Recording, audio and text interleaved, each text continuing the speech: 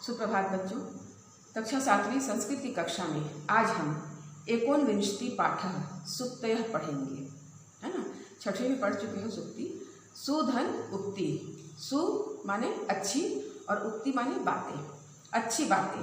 आप लोग देखे होंगे, हम कहीं विद्यालय या कहीं भी जैसे मंदिर वगैरह जाएंगे या कहीं दुकान वगैरह, तो वहाँ कम शब्दों सुक्ति लिखा रहता है, जिसमें कम शब्दों में ज़्यादा से ज़्यादा बातें भरी होती है ना। तो वही सुक्ति है। तो आज हम 5 पढ़ेंगे एक पीरियड में और फिर अगले पीरियड में 5, 10 है इस पाठ में। पहला है सुखस्य मूलम धर्म, अर्थात धर्म सुख का मूल जड़ है ना। तो पहले हम पढ़ेंगे, समझेंगे धर्म क्या है। आप लोग से पूछा जाए कि धर्म क्या है, तो आप लोग यही कहेंगे हिंदू, मुस्लिम, सिख, ईसाई, जैन, बौद्ध, पारसी, ये सब धर्म है। नहीं, ये संप्रदाय है। सारे संसार में, पूरे संसार में धर्म केवल एक है, वो है सनातन धर्म, अर्थात आदि समय से जो चला आ रहा है वो सनातन है। ईश्वर द्वारा के श्रीमुख से निकला वेद है ना, उसी से फिर अनेक पंथ निकले हैं। सभी के अपने अपने गुरु हैं और हमारे जो गुरु हैं वो हमारे आत्म कल्याण के लिए मार्ग दिखाते हैं, है ना। तो ये है धर्म माने मानव धर्म। सबसे बड़ा धर्म इसमें आ जाएगा मानव धर्म होता है, ठीक है।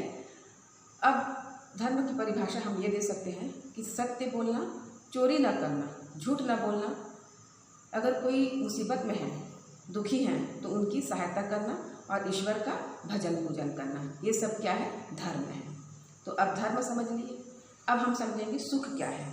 तो हम क्या करते हैं, जो सांसारिक सुख है ना, उसी को हम सुख मानते हैं। सांसारिक सुख माने जैसे हमारे पास घर हो गया अच्छा सा, है ना, ऐशो आराम की चीज़ें हो गई, गाड़ी है, फ्रिज है, कलर टीवी है ना, ये सब हो गया तो हम क्या बोलते हैं, हम सुखी हैं। पर ये क्या है, क्षणिक होते हैं, एक समय बाद ये सुख भी चला जाता है, तो वो क्या होता है, दुख का कारण बनता है ना, दुख का कारण बन जाता है। तो वास्तविक सुख सांसारिक सुख नहीं है, वो है आत्मसंतोष, है ना। हम जिस चीज़ से अपने जीवन से संतुष्ट हैं, तो वही असली सुख है, ठीक है। तो अब समझे कि धर्म क्या है, सुख का जड़ है। हम धर्म करेंगे, है ना। हम जैसे कोई बहुत ही दुखी है, हम उसकी सहायता कर दी, उसकी परेशानी को दूर कर दी, उसके दुख को दूर कर दी, तो हमको बहुत ही शांति का, सुख का अनुभव होता है। तो इसीलिए कहा जा रहा है धर्म सुख का मूल है, जड़ है। अब अगला है दया धर्मस्य जन्मभूमि।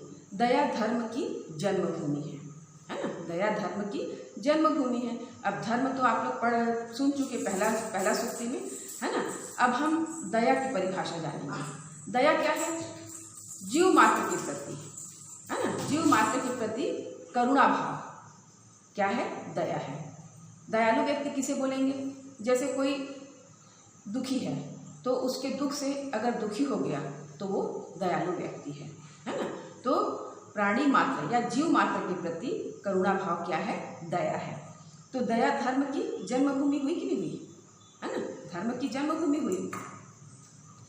अगला है मूर्खेषु विवादः न कर्तव्यः, अर्थात मूर्खों के साथ विवाद नहीं करना चाहिए। जैसे आप किसी मूर्ख व्यक्ति के साथ आपकी बातचीत हो गई, है ना। अब वो व्यक्ति उसमें अड़ा है कि मैं सही हूँ, है ना, मैं जो बोल रहा हूँ वही सही है, और हालांकि वो गलत रहेगा, तो आप क्या करेंगे, बोलेंगे नहीं आप गलत हो, ऐसा नहीं होगा।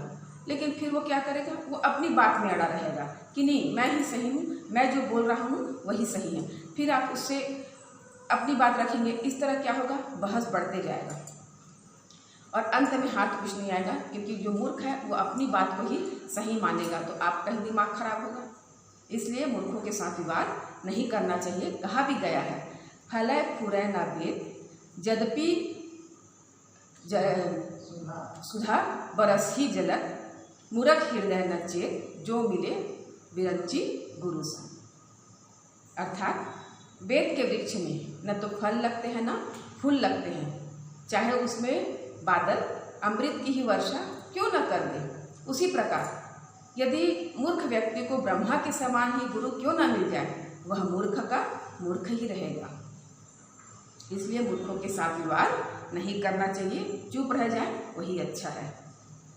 अगला है पर द्रव्यम न हर्तव्यम। पर दूसरे की, द्रव्यम धन का, न नहीं, हर्तव्यम हरण करना चाहिए, चुराना चाहिए। दूसरों के धन का हरण नहीं करना चाहिए, दूसरे के धन को चुराना नहीं चाहिए, है ना। हम जो कमा रहे हैं, हमारी जो कमाई है उससे जो धन मिल रहा है हमको उसी से खुश रहना चाहिए, संतुष्ट रहना चाहिए। क्योंकि दूसरे का धन चोरी करके हम अगर उसको उपयोग करेंगे तो वो हमें फलेगा भी नहीं, है ना। और हमेशा अपनी कमाई ही काम आती है, इसलिए दूसरे के धन पर नज़र नहीं रखना चाहिए। अगला है, आखिरी है आज का, नास्ति सत्यात् परम तप। नास्ति न धन अस्ति नहीं है, सत्यात् सत्य से, पंचमी विभक्ति बालकात, है ना, से लगेगा। परम बड़ा, है ना, बढ़कर, तप तपस्या, सत्य से बढ़कर दूसरा कोई तप नहीं है। जैसे बचपन से ही आप लोग सुने होंगे कि सत्य बोलना चाहिए, है ना। जैसे कोई व्यक्ति बहुत ही भजन पूजन कर रहा है, उपवास कर रहा है, माला फेर रहा है, मंदिर जाता है, सब अच्छा काम कर रहा है, किंतु वह झूठ बोलता है, सत्य नहीं बोलता है, तो उसका ये जो इतना ईश्वर के प्रति पूजा वगैरह कर रहा है वो कोई काम का नहीं, है ना। हमेशा सत्य ही बोलना चाहिए। तो बच्चों, आज के लिए बस इतना ही। अब हम अगले पीरियड में पढ़ेंगे।